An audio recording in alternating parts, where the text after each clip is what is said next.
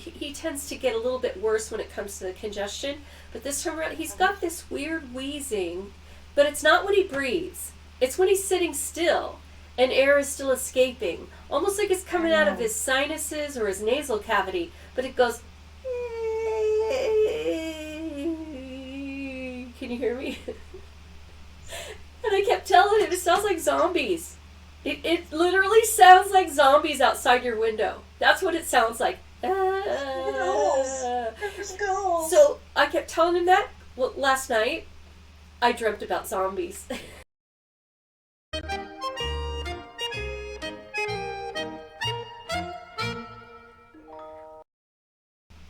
Hello! Welcome back. We're glad to see you again. Welcome back to Grandma's Not Right. Grandma's Not Right. We're not right. And Not right. Today's a little bit more random than usual. We have somewhat of a topic, so we'll probably meander all over the place with this one as usual. Anyway, so we're glad you're here, though. If you stick with us till the end, hey, more power to you. Yeah, but... we appreciate it. Hello? Hi. Wait, let me get my glasses. Hold on. Dang it. I'm like, oh, it's all blurry. Why is it blurry? Oh, yeah, I have my glasses. I guess I don't really need them. I just need to see you.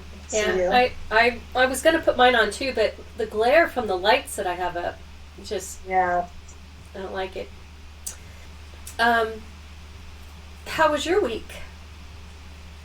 My week, well, we had a Monday off, so it was a short week, and it was pretty good. I actually had, I don't want to say breakthroughs.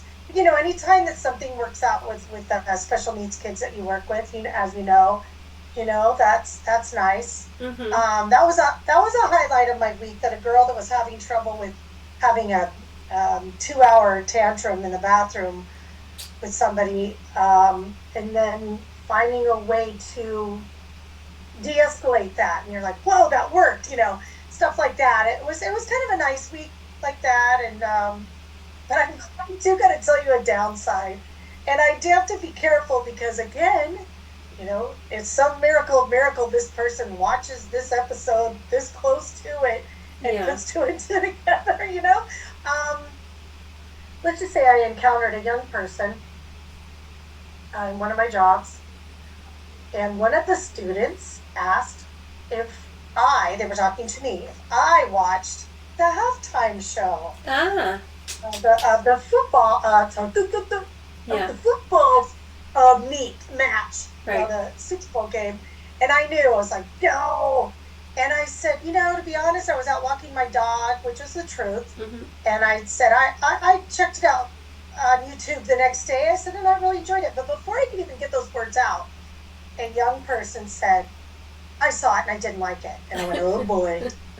It was a person of obvious Caucasian descent. Yes.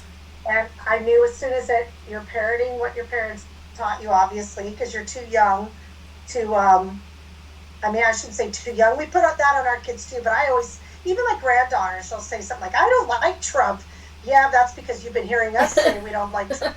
And I tell her, yes, I don't like him. I said, but it's up to other people whether they do or not. That's their choice. Right. So I don't just go, we hate Trump. I'm not going to do that.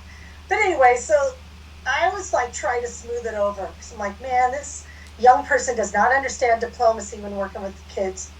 And I'm like, I know Spanish, so it wasn't a big deal for me. And then boom, another thing. And wouldn't even look at me, was looking at the kids. And I'm like, these are kids. And then said, it was all in Spanish. And I'm like, there's Mexican kids in this class. Wow. And I wasn't going to run and tell the supervisor, because I'm like, nope, I'm not going to do that. I'm going to let this person eventually put their own foot in their mouth, and maybe that kid will go home and tell their parent, and that parent will complain. Mm-hmm. And then I'm not going to be that person to run and tell the supervisor everything that's said. Right. But you and I know from running a business, working with kids for years, you have to be diplomatic. Yes. Even when the whole gay thing was happening, the Proposition 8. Oh, yeah. I hear people talking about, going to the rally tonight. I remember that. Church rally, and that's all I could do to say, I wanted you off with that. I was so mad, but you can't. It's like that was my business. But then I had to ask myself, well, if it was back in the 60s and black people were being turned away from restaurants and you allowed black people in your establishment, would you then stick up for them? So after that, I realized, no, I'm never going to not do that again. If someone says something derogatory if it was my business, I would say something. Yeah, but, I agree. Anyway, so that was kind of a downside. I wasn't like upset about it. I was just irritated, but it was just like, yeah, Anyway. Yeah, I mean, so what about you? We need to go into that whole thing in one of our it's podcasts. a whole episode in itself, yeah. for sure. Other than just trying to recover, Mike and I, we were sick all week. I mean, up until I still have a cough and I still have stuffy head right now. And you were sick last time we recorded. It was a week as of Thursday, a week of me feeling sick. So I'm going on, Thursday, Friday, Saturday, so 9 days of it. Sorry. And Mike too. But it's not. It's more like just this fog, So I don't know. All I know, it could have been COVID. But thank goodness Mike and I were not around enough other people at any time in an enclosed environment for me to worry too much. And right. Mike's really good about that when he works and stuff. But this is like a major flu. It's like, it's been worse going around actually. But I think it's been going around though because we had some kids that were out sick. I don't know, dude. I eat crap. My A1C every time I go in is right on the borderline. I'm always borderline diabetic. I don't know how I manage to have a good immune system. My stress is all the time, and I eat terrible. And I have not, knock on wood, gotten sick this year. And I had those little kids coughing on me and shit. Yeah. Well, that's probably part of it. You probably have built up a really strong immune system because of the work that you do. Where I am home with my son, or maybe out at the grocery store, but I'm not around little kids anymore. Yeah. Maybe. And so I don't know. I hope it. I mean, whether it was a regular flu or it was COVID, it was so bad that I, regardless of which one it is, I hope I, didn't come in contact with anybody because it was just, and there was no fever, but it was just this really congested cough that wouldn't stop, and cloudiness. It was just really, really, I haven't been sick like this in a long time, but I'm feeling much better. I'm much better than I sound today even, so. Yeah, it just lingers on. Yeah, which I would, for you, that's a bad deal because of your bronchial issues already. So. And Mike, I'd rather have sinus or sinus infection. Oh yeah, well this has both, which is a bummer. Yeah. But there's none of that like green, yellow stuff when you blow your nose. It's just clear. So it's like it's not like an inflammation of the sinus. It's just that it's constantly trying to drain, But Mike is like you, where he tends to get a little bit worse when it comes to the congestion. But this time around, he's got this weird wheezing, but it's not when he breathes. It's when he's sitting still and air is still escaping. Almost like it's coming out of his sinuses or his nasal cavity. But it goes... Can you hear me? And I kept telling him, it sounds like zombies. It literally sounds like zombies outside your window. That's what it sounds like. So I kept telling him that. Well, last night, I dreamt about zombies.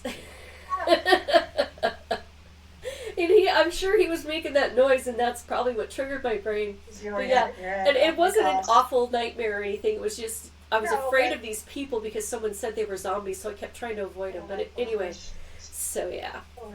Weird week. And we're not going to get into this right now. Okay. But I feel like this is probably, we've got to address it at some point in one of our upcoming episodes. Because everything that's going on,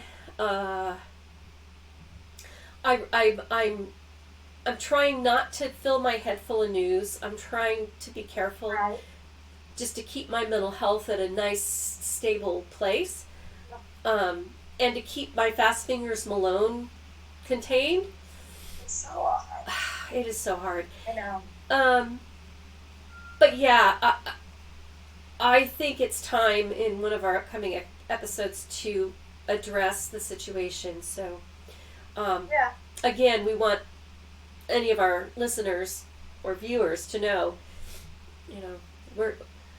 this is not meant to be necessarily a political podcast or even a ranting podcast. It's really just a random podcast where grandmas just say outrageous things that their grandkids and their kids are like, oh my God, why did you say that? That's what it's about. It's just us shooting the shit and having a good time and that's all it's about. So you know what? Yeah. Again, if people don't like it, move on. I'm not worried about certain people I don't encourage to watch it because I already know there's like this lady at work. Oh, you got a podcast and oh yeah, and then I'll send it to me. Okay, and I'm like, you don't. It's totally Republican. You're not gonna like this at all. No. So like, anyway, you're so funny. I'm like, yeah, I'm funny now, but it's been a rough week in that respect, just emotionally, and I know you know what I mean. We'll get to that in a future episode for sure. But I was thinking about what was it? Something. Oh, I know what it was. I'm running out of certain things like certain Tupperware bowls that actual Tupperware brand bowls and different things that through the years I never had a problem with because I had so much of it from and that got me we used to sell it. So. Yeah, well, that's what I was going to say is that got me to thinking about not only all the jobs I've had in my life, but all of the weird ideas that I've had. And I know you can relate because your mind is constantly going and trying to think of things too. And we're always, it's like an insatiable appetite for creative ventures. And even at the gym, it was like we were always looking ahead at, oh, we should do this show. Oh, we should do that theme. Oh, let's do this. Oh, let's do that. It was always something new that we were, and we were at our best when we were planning those things. And even though we would get stressed out. And our family would get stressed. Yeah. It was like we were always at our best as far as our organizational skills or whatever it was. Anyway. Right. But it reminded me, thinking about, God, I wonder where I can get bowls like this again. It reminded me of all of the things and the things I've drug you along with me and then abandoned you when I got tired of it. And, there's that. But well, yes and no. But at the time, I don't think I saw it that way. I don't. Or maybe I did, I don't know, you always try to think of the win-win for everybody, and you're a good salesman, so your explanations of how this will benefit the both of us and our families, it always sounded great, and it was great, but then things changed for you. We are 7 years apart. That's a big difference, especially when we were in our 20s, 30s, 40s, like our kids, we both had kids that were similar ages, but then you had a special needs. Well, I did too, but you know what I mean. And then you had two older girls. That complicated things. So every time we started something, it was almost like, well, now you're in a different stage. So if you think of it that way, it's not really that it was something you did. It was out of necessity. Your life was changing, and if something no longer served you, but I was at that same right age to do it. You know what I mean? Like, no, I understand. That makes sense. The only thing I did stick with was the gym, because when you said you were done, I'm like, oh no, this is my identity. I can't leave this. Who am I without this gym? And there's still a little bit of that to this day. Like I can't let go of it because it's such a part of me. But but it's like, well, if you let it go, you're still gonna always be that person. Nothing can take away what you've done. But I think there's just always gonna be that. Who am I? But I know who I am. I don't need that for my self-actualization or whatever. Yeah, I was going through. I did a lot of just memory, inventory of things, like how many houses have I lived in during my life, how many cars have I owned or even just driven, regularly or whatever. So I was having like this whole week of just weird inventory things, and then Yeah. I thought about how many jobs have I had, and so I thought, well, that would be an interesting content because both of us have done so many different things. We've had so many different interests as adults, and have worked so Yeah. many different jobs, and they've all kind of led to who we are today. That is true. Well, that's kind of like, you were coaching at the YMCA when I was in college, and I had started coaching those classes for the city of Riverside at that one park, and then I was all proud of myself. You're like, why are you coaching gymnastics over there when I'm coaching over here, kind of thing. And it made the most sense. And so I think I coached one little session, and then I said, hey, I'm going to dip out, so I'm going to go coach at the Y or whatever. But you know, it's just funny how I didn't set out to do that as a career. Right. Neither did you. Like we both had I wanted to be a rock star, but then I Mm-hmm. thought, okay, well, that's probably not going to happen. So I'm going to be a teacher and a gym coach. And then just in that one thing, just starting at the Y, it just changed Yeah. my life forever. That was it, man. That Yeah. was my career for, this will be my 40th year if I make it to October.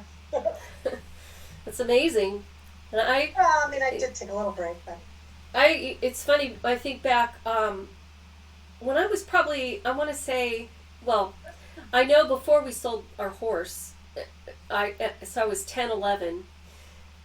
I dreamed of I dreamt of being a jockey, but at that time women weren't jockeys, and you were short enough for I was sure. small enough to be one then. But I mean, through the years I got a little big for it. But then that shifted when I didn't have a horse anymore, um, and then I really truly thought about being an architect because I love to draw buildings and schematics of things. I Yeah. really enjoyed that. And I really did enjoy geometry. So, I thought about that. Oh, And then after watching years of Bewitched, I really loved what Darren Stevens did for a living. And I thought writing those, Mad Men. You yeah, wanted to be writing a a madman. madman, writing those commercials, making up songs, or See, finding how people did to I not sing know songs. all this? I didn't know I this wanted shit. to be a commercial artist so badly. So when I actually went to Nice. college after high school, I started off thinking I was going to become a commercial artit. Oh my gosh. But I did not know hated this. I hated the marketing and advertising classes. I just wanted to do the art part. so so I got bored with it. So That's typical of an artist. right. Anyway, so yeah, that's kind of where I started. But when you were in college, do you remember what your goal was? Oh, you were at that time. You still wanted to sing for a living. You wanted to do music, yeah. Kind of, but really, when I went to RCC at the time, I started out playing basketball, and then when that went the wayside, I went into cheerleading, and that kind of totally turned me in a different direction, brought me back to gymnastics and kind of coaching in a way. And I think I still wanted to be a teacher, and I started Mm-hmm. taking sign language, and I think I wanted to maybe be an interpreter, but I still always, the passion of singing was always there. Like Right. since I was a kid, man, that never went away. But the problem was, at the time, I met my first husband. We were cheerleading partners together. And then I got pregnant. Mm-hmm. And then we got married. And then I got pregnant again. And our life was cheer until then. And then it was like I said, you got to stop doing this cheer business. We got to start life, And then he finally gave it up. And then the music kind of was set aside. The only thing I remember doing at the time we were together is we had a Halloween party, and it was his birthday. It was Halloween, so I sang a song. I think it was "Always and Forever." Mm-hmm. Like I sang that in front of everybody at the party. Oh, and I did do You the did the RCC talent karaoke, show. and you did. I remember that. You I did did the Madonna. RCC talent show. And I had one of the cheerleaders be my backup dancer. It was Vogue. It was It was Madonna's Madonna, Vogue. We did yeah. all the dancing. It was like I wish I It, could find that because that was some shit, dude.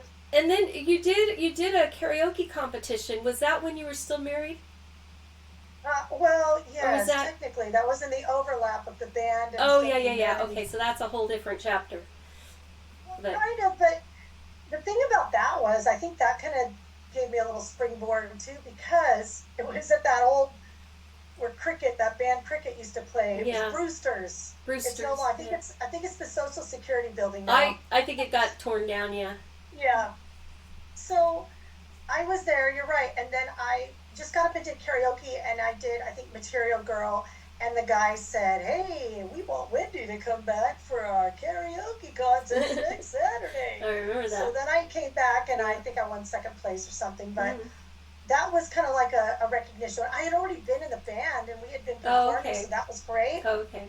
I don't know. There was something about that was a contest, and somebody really wanted me to come back. It was so Right. kind of a silly thing in the scheme of Well, things, didn't- but I don't know. It was important to me. It was just that Yeah. recognition, that validation that somebody else thought I was good, not just being in a band and being paid to play at Didn't I, parties and places. when you were in high school, I think, didn't I drive you to try out for,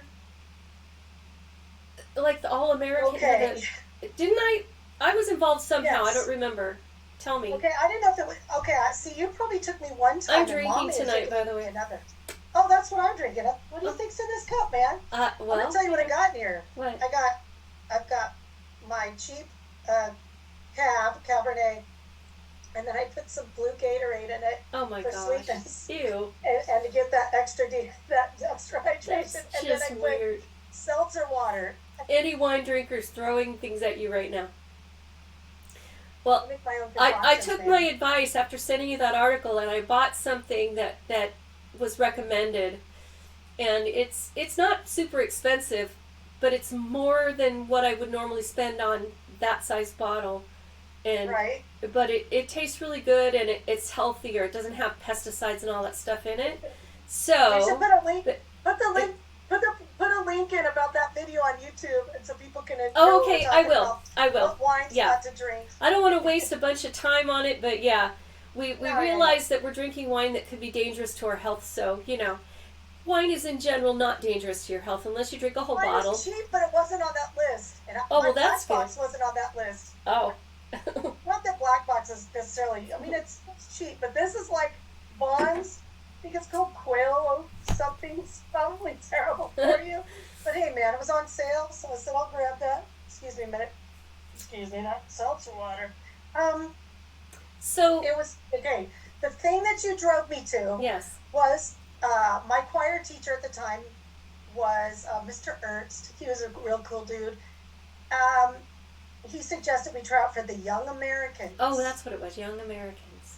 And I had no experience auditioning for anything. I'd never auditioned for anything. When in high school they just knew what your talent was, and you'd say, "I want to do this part or that part." It wasn't really an audition process.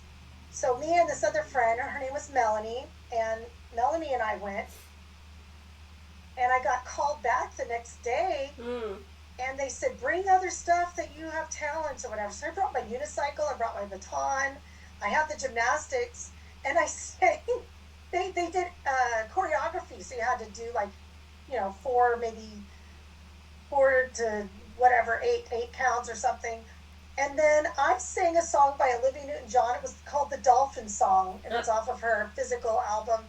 And it was not, I didn't know what to sing. Right. And then so at the callbacks, and my friend Melanie, she didn't get called back, but she went in spirit to cheer me on. It was nice. Mhm. But they said, "You know what? You just don't have the experience, come back next year, and and I never did go back, because then I think that's when I started coaching and stuff, and it was just like, Yeah. that would have, I think if I would have went back and dedicated my life to theater, I probably would have had I would have had a totally different life. Totally different, yeah. Totally different. You and I probably would not have hung out together like we did. I Yeah. really believe that my fate was in accepting that job at the Y. If I had not gone to the Y in San Bernardino and started coaching with you, that my life would have been different, and I don't think we would have been as close. I really don't. It's hard to say, and you look back and think about the choices you make in life and how it would take you in a whole different direction. And I love the analogy that well, it's not even an analogy. It's actually what some people really believe is the truth. But that every moment you make a decision about something, and that decision immediately collapses all the other decisions into one. So now now whatever path you're on is only the one that could go forward from that decision. So in the quantum realm, there's infinite possibilities, and as soon as you make a decision, all of those collapse, and now there's only one possibility because you've put yourself on that track, right? Okay. And I don't know why in my mind that's just fascinating, because I feel like, okay, if you imagine those as multiple universes or multiple realities, I should say. Yeah. You could have been, a theatrical star. You might not have had your children, or it might have been later in life and it would have been different children. We wouldn't have gotten as close. So it's funny when you think about, it's not necessarily it would have been a bad or a not a good thing. It's just it would have been different, and all the things you've experienced wouldn't have happened. So, I think so too. Because even they say, well, like you in another realm, you did take that path, and I think it's funny. Kind of side note on that, when we talk about manifestation and things like, well, there's no such thing as time travel, but really, you time travel every time you have a memory about something, or you look at a picture, or you think back, like you're there, and anytime you think about an alternate life you might have had, you are there. Yep. You're choosing that path. So it's kind of interesting, like maybe that's what that's meant to be, that you are changing it. If it's changing in your mind and your dreams, you write about it, maybe you write a fictional story about it, you're creating that world. So like I'm a firm believer that it's not actually maybe happening per se, but it technically it is happening if you think of it in those ways. I don't know, but well, yeah, I have to say again, I always and you and I always laugh about this. We always miss the boat. Barely, like just recently, I sent you a thing about the new thing in Cheers. It's probably 10 years old now, but it's finally gaining steam and recognition as a sport. It's A&T. I think it's something in tumbling, athletic. So I don't know. But it's about cheer, and we had this idea years ago that what if we created cheernastics as a competitive thing where they were judged on how they did just like a basic routine with tumbling and just the moves and stunts, and now they're doing it, so they don't have to cheer at games. It's not there's not dance. They don't have a super dance ability. It's just kind of do a stunt, almost like a few moves here and there, but anyway, and they do jumps and all that. And we always talked about, we had all these great ideas. Well, obviously other people had the idea back in the day, but who's going to be first to put it together? That's just it. Think about this too. We we're all over the map today. What I was going to say is, what was your first job? My first job that I was actually getting a paid check with money taken out, besides babysitting jobs and stuff, was a place called Mr. Crumbs, and not with a B, it was CRUM, because there was a guy who actually had that name, Crumb. I think his name was Jim. Yeah. And it was a donut shop. It was funny as it was a former Mexican place. I thought it was a restaurant. I think it was a taqueria. Okay, because it had a fire pit out in front, and it had all these big timbers in the drive-thru. I remember, like big wood timbers with a yellow menu sign. I remember that. But then it turned into the donut shop. I was 18, and basically, what's funny? I always say, you either go to school or you get a job. Yeah. Dude, I had to do both. My mom was like, you're getting a job and going to school. What? No, she didn't say I had to go to school, but she said if you want to go to school in Riverside, you're going to have to help. I'm sure that's what it was. And that was the right thing to do, because I was an irresponsible little shit that never had a job and always borrowed money from her.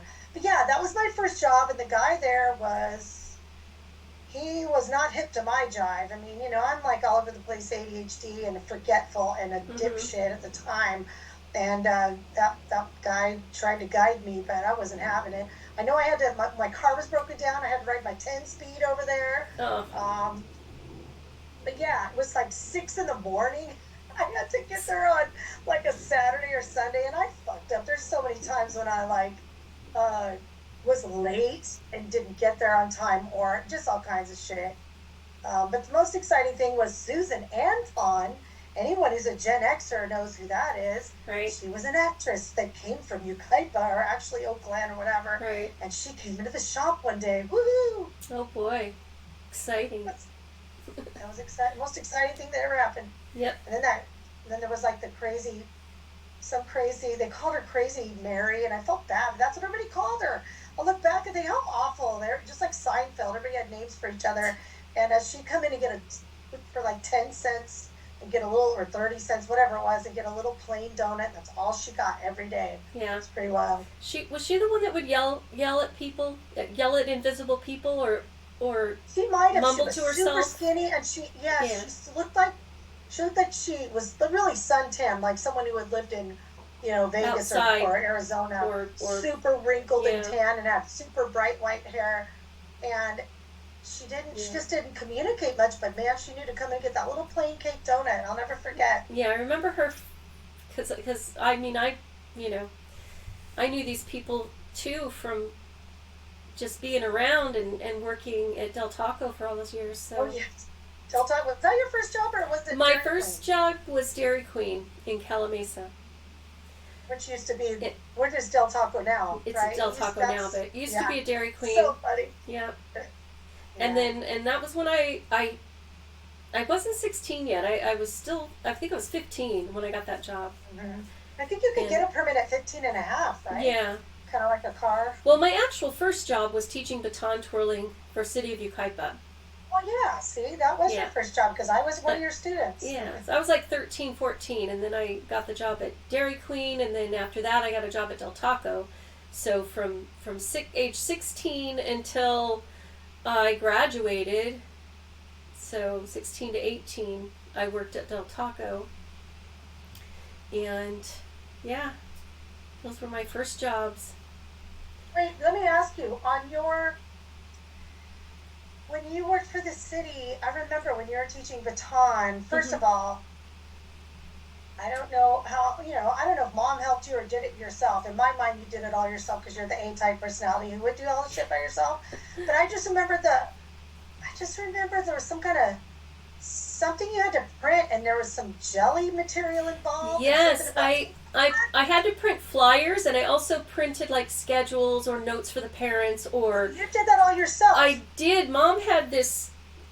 I don't know what it's called, but yeah, it was like this gel plate, and you type stuff out on the printer. I'm doing this because like a computer. You type it out on the typewriter, and then you take the inked typewriter document and you lay it down onto the gel, and whatever that gel was, it would take the ink into it.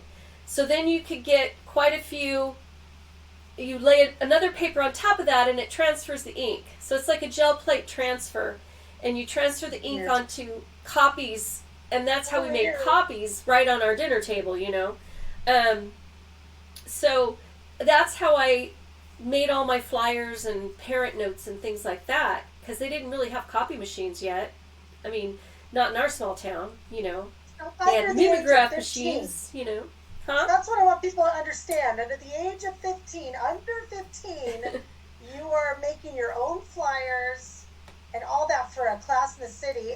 And no offense, but then I see young people today that are 18 who can't do shit. Like, the expectations for them are It's like, oh my gosh, I crazy. don't know how to It's do. crazy. Oh, Yeah, we reached that age, I guess. and it's like even when you worked at Crumbs, but also when I worked, all of my first jobs, they were old-fashioned cash registers. I think in the last year at Del Taco, we had one that actually had like items that you would push the button, but it still opened a cash register where you had to count back cash. There were no ATM Yeah. cards at that time. It was Yeah. all No. cash. So you Not had to even know how credit. to You count couldn't it even- back. Yeah. I don't It- even think, did you guys have the little credit? I know it with credit card Not at at fast the food restaurant, no. Yeah. But so it's funny when you look back at that, and then all the different passions we had. Like I said, I wanted to be a jockey. I wanted to be a commercial artist. I wanted to be an architect. All of these things that I originally wanted to do, And I loved to sing. I loved to do art. But I always felt like those were hobbies and never ever considered pursuing them in any way, shape, or form. I loved acting. Again, never thought of myself as capable of pursuing that in any way. Wait. Talk about the high school play you were in, because that's one of my favorites. Which one? I was in a couple. You mean the one where I wore the wedding dress? For one thing. Oh, yeah. It was a Neil, not Neil, what's his name? Not Neil Simon? No, I'm trying to think. I can't think of his name, but anyway, it was like a 3-play or 4 different plays that were real short. And the one I was in was called Plaza Suite. And I played the bride that was in the bathroom and refusing to come out until the very end of the play. I come out in a wedding gown and I say, "I'm ready now." That was my whole, my first play. Did you talk through the door? Did you talk through the door? I think, no, I don't think I ever answered. I think all I did was come out with that one line. Because I swear we went, and I just think that's funny when you think about it. I know we went to support you, and it's just funny that was your one thing. That was it. No, for my acting, that was it. But for our parents came to all the games because the boys played football, our brothers played football. I was the baton twirler, and then I was the mascot. So they came and watched because the boys were playing football. But they never came to any of my gymnastics meets. But that's because they were working. You know. Yeah, well, I mean, Dad. No offense, Dad, but that, just at that time, he went to boys stuff. You didn't really think look at any of the girls. Ours was like cute little after-school programs. Yeah. He did go to, I think, one basketball game. I think I remember, but he lived in Arizona, so I'll forgive him for that. It was rough. All right. So, mom tried no matter what. Oh, I know. Even when she had on no sleep at all, she would try. So yeah, I was just wanting to, like, you know, I was counting how many actual jobs I had, and what they all were. So I was going to have you do that too, but okay. Okay. Well, you want me to do it now, or?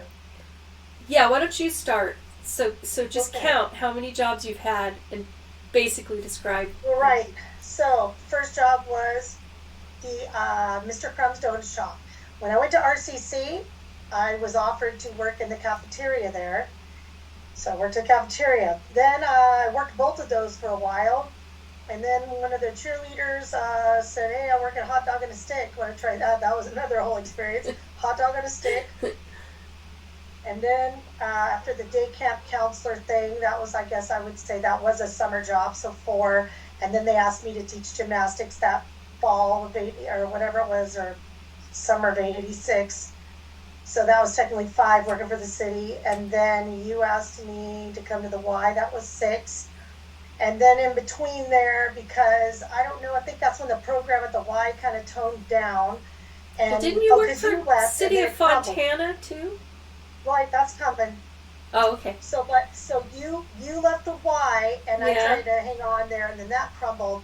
So then when I got pregnant, I went and worked for Carrera's Gymnastics, and then I got pregnant, and they were like, "Oh, we're afraid you're going to get hurt." It's like, no, they didn't like me being an unwed mother being pregnant, I'm sure. So then the Y took me back, and I don't know if I consider that another job, but that was, then before you were not back at gymnastics, that was at a time, you weren't doing that. And then when you and I were kind of hanging out before we started the city program, or we may have started the city program first in 92-ish. So that would have been 8. And then because we were only working the once a week, I need another job. So then I went to the city of Fontana. So that was number 9. And worked for the City of Fontana after school program, but also the Cypress Center. Mm-hmm. So again, I don't know if I consider that a separate job because it was still under the city. Yeah. And then you and I were working for the city. And then that was the last thing, I'm pretty sure. And then after the gym, we owned our own business. And then after that, when I left the gym, I worked for the shelter. So that would be 11. Mm-hmm. Sorry, this is doing something weird on my phone. And then the county job is 12, and then I'm working for the gym that I technically sold a business, so it was my former business, so that's 13, I guess.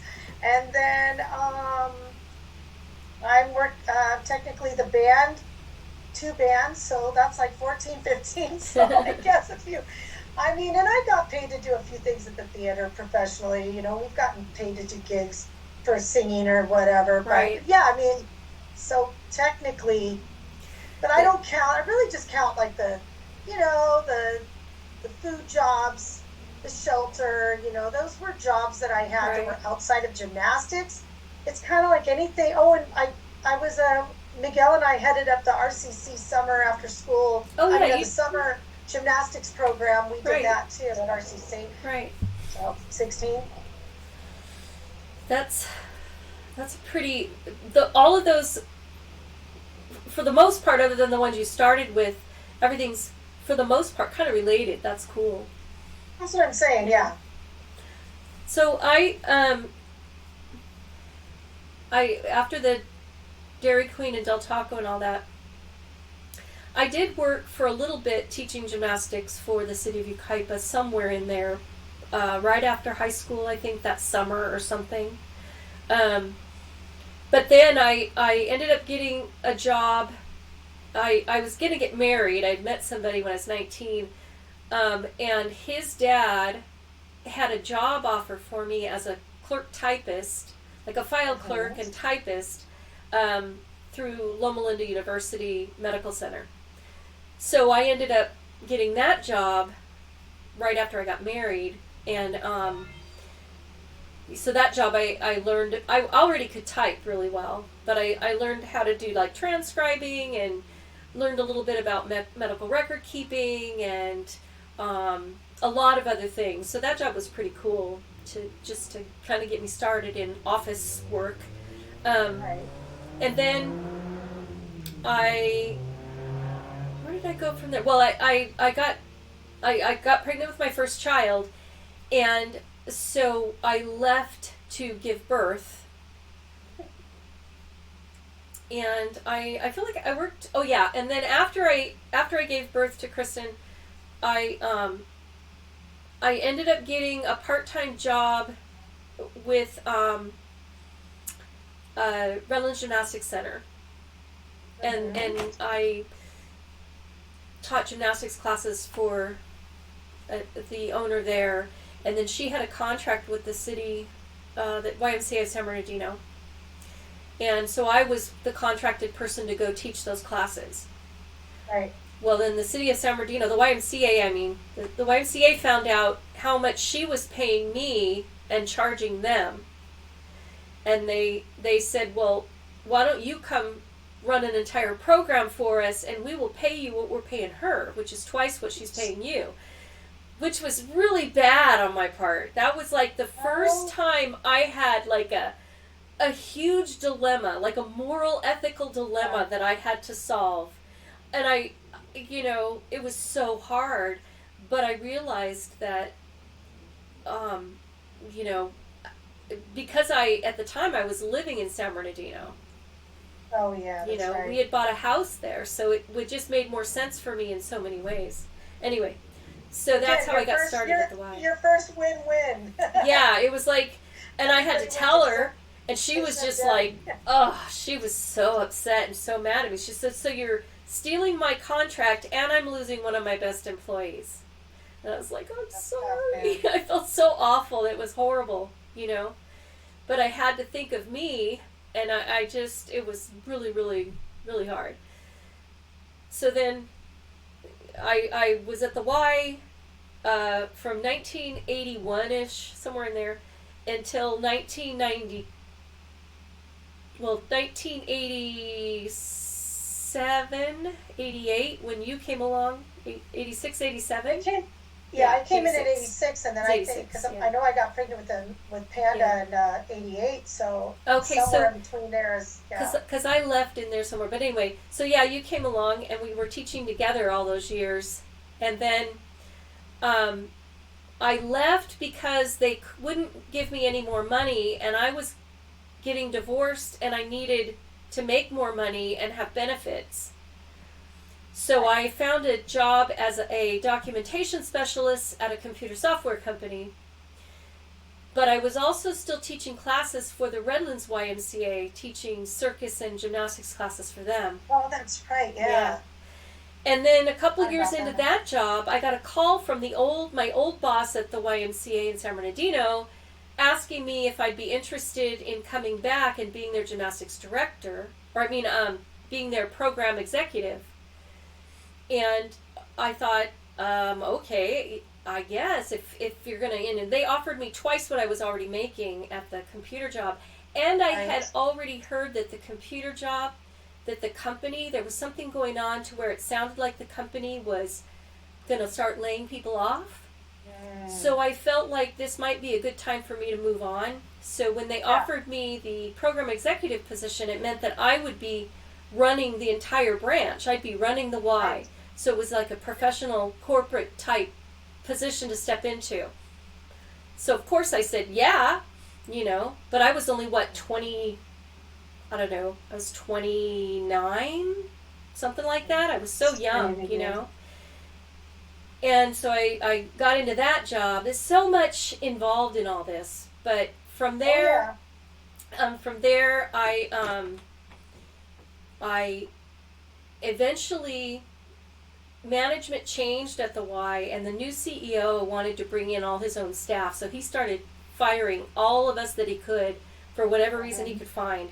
And that was the first time I'd ever been let go of a job, and it wasn't for anything other than, quote, financial reasons. So he let us all go, calling it financial reasons. That's a whole other story for another podcast, and it will be part of our A lot of Me Too. There's part a of lot our of Me Too stuff in there. podcast. But so from there, I was at that point. We'd been trying. I was on my second marriage, and we'd been trying to have another child, or have a child, because with my second marriage, I already had two, and then I remarried. He wanted to have one, so yes. Anyway, so after I got laid off, I found out I was expecting, so I didn't bother to go back to work right away because, what would be the point? So I didn't go back to work right away, but you and I started teaching Saturday classes for the city of Yucaipa together. Right. So we were teaching gymnastics classes, and so for the next, let's see, from 1992, 1992 until like 2000. 98 is when we branched off Right. to the first gym. Oh, till 99, all I did was the gym with you. Oh, I was full-time mom, and then we did the gym, took our kids with us to the gym. In 1999, I had to get another job because I didn't have any benefits. So I got a full-time job, but I also worked at the gym. So I worked till 4:30ish, drive to the gym, and at this time, my kids, anyway, that's all. Yeah. All whatever. So then I lost count of my jobs, but 1999, and then our gym started exploding. Business was great, and I was needed there, and so we all decided, okay, leave your job, and we'll make sure you make enough if you just come and just pull full-time energy into the gym, running the business. So I did that, and then things in my life got complicated again, and at some point that's when I think I went and got the job at the News Mirror. Oh, So I went and got a advertising sales job at a newspaper, and still worked at the gym. I'm trying to think of what else I did. Yeah, but you were I thought the newspaper job came when we were in Yucaipa, no? You got it when we were still in San Bernardino? No, I'm talking about after all that with the gym. Oh, we went back to Yucaipa. Yeah, okay, when we went back to Yucaipa. But I didn't want to talk about the gym story. No, I just wasn't sure. Okay, yeah. I'm just trying to count all my jobs. Right. So then as things got difficult for me, and I ended up, at some point, I think 2012. Well, when I had to retire from the gym because I had to get a job that would support benefits and pay me enough to make a living. So Damn the that gym gym. wouldn't, but I couldn't balance both and keep my family together because No. my kids needed my time. Yeah. And anyway, so then I called up an old friend, one of our gymnastics parents, because I knew where he worked, and I said, "Hey, you guys have any job openings over there?" And he said, "Yeah, as a matter of fact, we do." And so I started working for minimum wage. So it's like I went from all these corporate jobs, all these things that I did, Yeah. and then because I had no current resume after working for 10, 12 years running my own business, I had no real resume. That doesn't count in the job world. So I had to start from the bottom. So I was paid minimum wage, and I was a supported employment coach. So basically, I would go with my crew of people with intellectual disabilities to a rest stop, and I would help them hoe weeds and clean the bathrooms. And that was my job. And then eventually I ended up in the warehouse helping pack boxes. I drove a forklift. I did all this heavy warehouse work. And then after that, I ended up the fleet manager for the company and had to service and manage 26 vehicles, vans, big vans and landscape trucks and all this stuff. I had to go get them serviced. I had to. It was quite a fun job. I had to change tires at 7 a.m. to make sure they could get on the road if the tire was flat. I had to change batteries. If it died, I had to put a new battery in. I had to actually do mechanic work Lord. and run this Like fleet. you told me all this at the time, I'm sure, but you know, with It's so crazy. my mind and my life, I'm sure I was like, yeah, I hear you, but I was so, I probably didn't. Well, I even. So worked now my it's way like, up God, to, man. to that, and eventually, and then Jeez. when we decided to buy a house and move to the desert, there was a job opening with the shelter, and Uh-huh. they needed me to do this really cool special program that I absolutely loved.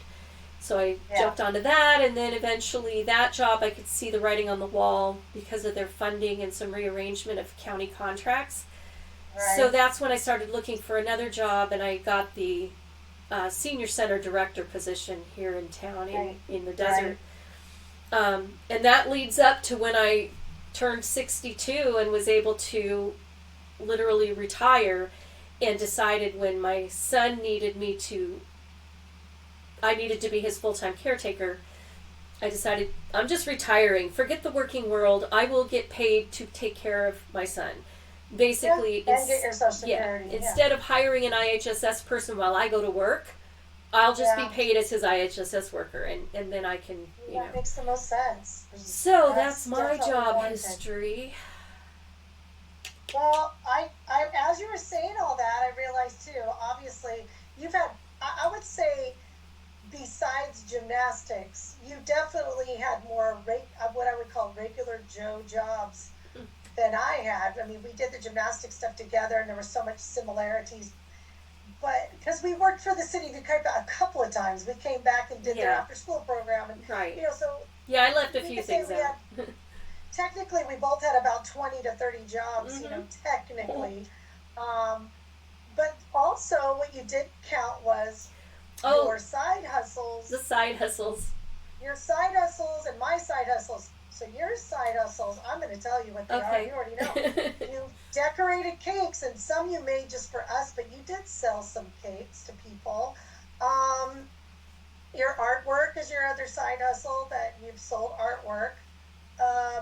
You've written actual songs that were used because I believe, and lyricists, I would say you're part of being a lyricist because Jesse did that play Most Unlikely Angel. That was fun. And he did I don't know, did he do the keyboard music for that? He did the music. I don't remember who did the music, but you did all the lyrics for all those, I believe. Yeah. Isn't that right? You did all the lyrics, didn't you? Yeah, I did. Yeah. You did the lyrics for our first little garage band, and technically we all got paid for that. I don't think you ever saw a dime of it, but you also, let's see, the cake deck. Oh, and then you sold Daisy jewelry. Daisy It was called jewelry. Daisy jewelry. Yes. And you did Tupperware. Yes. Oh, you did I another did life element. insurance, but I never sold anything doing that. Was that the Primerica? Yeah. Remember that? Yeah. I did the Tupperware, and I also did Avon. And then I had a little seed business. It's the most randomest thing. I'm not going to go into it. Just it was an online Etsy seed business that exploded during the pandemic, and then it fizzled out real quick. Um, and then my other side hustle, I worked for the city of Fontana for gymnastics, but I also did singing telegrams. Oh yeah. I forgot about that. Yeah, singing telegrams. Um, yeah, so It's we've done anything and everything. right.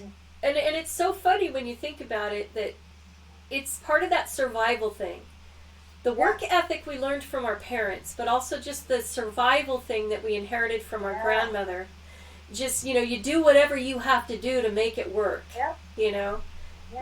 That's. I'll tell you what, while you were talking too, I had forgotten that I actually worked at the Redlands Y at one time as well. And when I think about my crazy, I already had I've had mental problems, the ADHD, whatever you want to call it. Chemically, I've had an issue since I've been born. And then environmentally, that was not properly treated. And it's no one's fault, but it's everyone's fault. But I can't blame people, educators, or my parents, or anybody, because they didn't know how to deal with whatever I had. So I'm not blaming anybody, but because it wasn't nurtured or dealt with, I just thought I was a terrible person. But right. I would go to Fontana.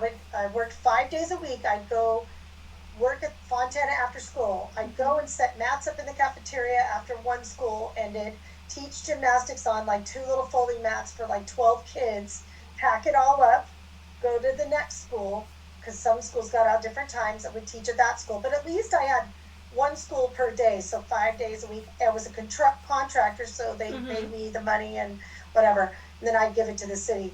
And then I would after the school, first I would drop this is what I do. I drive the kids to a Colton daycare. I don't know how I got this daycare. For a while it was one of the band members' wives that was doing daycare, but then I found out she had a loaded gun in her nightstand, and she was complaining about it, and I'm like, yeah, and I politely just said, you know what, I'm going to go find somebody else. I didn't tell her why, but that was like, I'm out. Plus it was in Ukaipa, and it was inconvenient at the time, with the times and everything. So I went to Colton. At nap time, it was like 1 o'clock. I dropped my kids off when they were half asleep. They'd have to go in, and I put them in this Colton. This lady, she was really good at a daycare. I go teach those 2 after-school programs, pick the kids up on the way home. So it was like 4:30 maybe.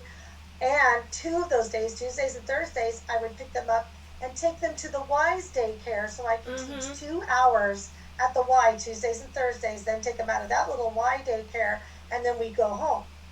And then Saturdays, when we were teaching Ukaipa, when I didn't have a babysitter, their dad worked, and he lived all the way with a friend by La Sierra High School. So you'd have to get off Sierra Avenue and drive like a couple miles. I would get up early on Saturday mornings, drive the kids all the way to that La Sierra area, come back, teach classes, and go all the way back after teaching it out a few hours to go pick them up. And I mean, I did that shit for I don't know how long, but like you said, it's that survival mode. I did whatever it took, right? Because you had to make that money. I do it. I kind of went through that too when I was working at the after my first divorce, when I was working at DSK at the computer software place. At the same time I was still teaching classes at the Redlands Y, and my kids were in daycare, my older 2. So I would leave work there. I'd drop them off in the morning, but then I'd leave work in Riverside, go pick them up in Redlands at the daycare, and then go back to the Redlands YMCA and teach classes in the evening. So the kids would be in their own classes or whatever while I was teaching classes. And I also, for a while, before I got the job at the Y, I was also driving to the San Bernardino Y. So at one time I had 3 jobs because I was still teaching classes over there. I mean, it was like just back and forth, and the kids were the ones suffering as they were in that daycare until the very last minute when I could pick them up and take them to the other Y. Just drug around, you know. And then I remember I had to work bingo when I became the director. I had to run bingo, so I had to a lot of times have the kids there, and I would have them in the dance room with a babysitter. Or sometimes I'd have them at the house with a babysitter, you know. So it was like constant. I was working at least 2, if not 3 jobs constantly while trying to spend time with my kids. It was horrible, you know, for them. But and again, I will say, because we were told this by certain members of our family, you know, basically like you're living a dream world, you know, and you should get regular jobs and blah, blah, blah. But again, if we would have got regular jobs, our kids still would have had to have been in daycare from 9 to 5 or whatever. I mean, after school till 5. They still would have been in daycare. So I think a part of that is true. We did drag them around. The kids knew where we were. And my daughter mentioned that recently. We were talking about it. She goes, yeah, but we knew where you were and you were there. You know, we were there for them. But, and they did get to go to a lot of cool places. I mean, with our family, and we went to gym. Constantly going to different amusement parks. We'd go out of Vegas. out of town. There were so many things. They'd get to do parades. They got to do so many cool things that most kids never get to do in their lives. So right. So they, it's kind of a, Yeah. The only thing I ruined apparently was Christmas for my daughter. Cause yeah, well, that's a whole other story. But then our passions too. I mean, I've done theater. Oh God, yeah. Tried to play bass in bands. I love playing bass. You didn't try. You succeeded. We had our own family band, the Hunter Family Band, and we had a good time. You enjoyed yourself. I did. Yeah. And I came to see you. You were in the Desert Playhouse or whatever that place is called. Oh yeah, a couple of plays that I did. Yeah, you were great in those. Jesse's plays that I did. Oh yeah, I loved that. I wanted to see the Men Without Hats. No, the red hat. The music. The red hat. Hats the musical. About the Red Hat Society, yeah. You were so good at that. That was so fun. We need to put something up there, right? Hats the musical. I'll put it up right there. Put some of your pictures. But, so fun. We'll do another podcast on all of our performing arts. We'll do one on performing arts. We can do that. Yeah. And right now, if we're just talking about passions, I mean, mine has been singing. My passion, well, gymnastics, obviously, my 2. But my need to perform, I think, definitely... Mm-hmm. Gymnastics has provided that, because every time you're with those kids, you're on stage. Like, you can make those kids laugh, and it makes you feel good. You're like, I got an easy audience right here. Yeah. And I still do it to this day.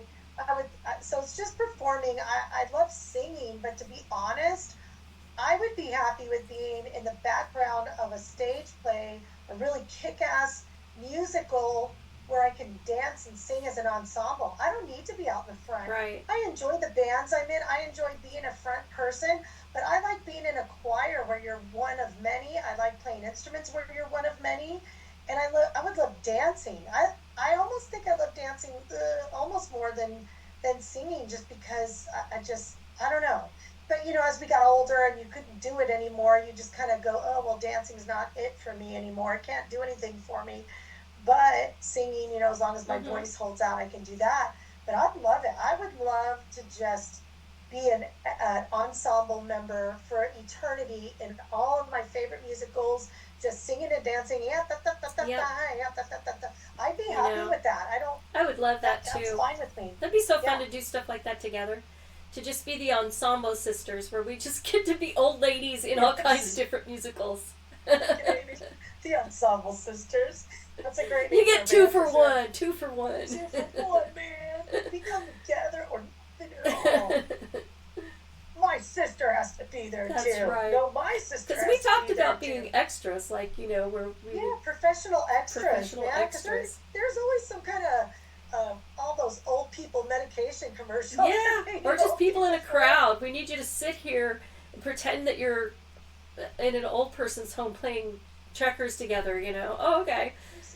You know, you get $100 to sit there and just have fun. Well, here's the thing. We could do that during the day because it's all during the. Oh no, but you have Jason during the week. Yeah, so I guess we wouldn't be able to do I'm limited on things nowadays. That ship might have sailed. Dang Yeah. it. But Jesse has said most of his rehearsals now are on the weekends. They don't do a lot of weekday. They try really? to do like 12-hour rehearsals on Saturdays and Sundays. Wow. So just something to think about. Something to think about. Yep. If he ever thinks I fit anything, definitely. We'll be like Lucy and Ethel. Jesse, can we be in your play? Can we be in your show? That's how I feel with Mike. When they needed to get new backup singers, I was like, Wendy and I know all those songs. No wives. And so then when they all decided that you were going to do it, I'm like, what? I know. Then I really felt like Lucy. It's like Ethel gets to do it, but I don't. I'm just kidding. I mean, no.